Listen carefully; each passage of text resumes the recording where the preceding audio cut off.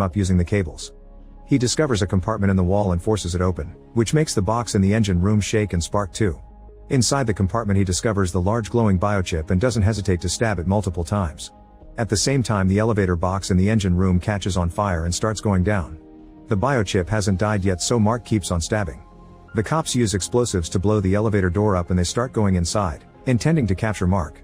The flaming elevator box is coming closer, so Mark moves out of the way to avoid death. Most of the officers quickly get out, but one of them trips and his legs are left hanging over the edge, so the elevator box splits his body in half on its way down. Mark gets ready to escape, but a second elevator goes up and causes some cables to tangle around his legs, so he's dragged along.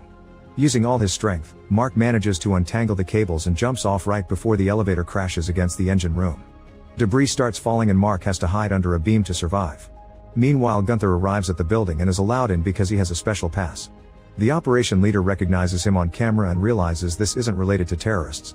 While Jennifer gets into the vents to escape the room, Mark leaves the elevator and steals a weapon from the police boxes. Then he goes to floor 65 and opens the elevator door to find the biochip again. He gets ready to shoot only for Gunther to appear next to him with a gun.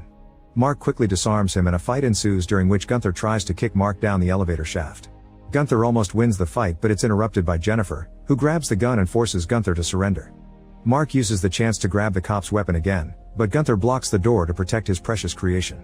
At that moment the cops arrive and Gunther uses the distraction to capture Jennifer as a hostage. She bites his hand to free himself, and as soon as Gunther is alone, the elevator cables start moving like tentacles to grab him and drag him to his death. Mark's leg ends up tangled in the process, so Jennifer throws him the weapon and he uses it to finally destroy the biochip. The explosion sends Mark back into the corridor and the cables drop Gunther's body.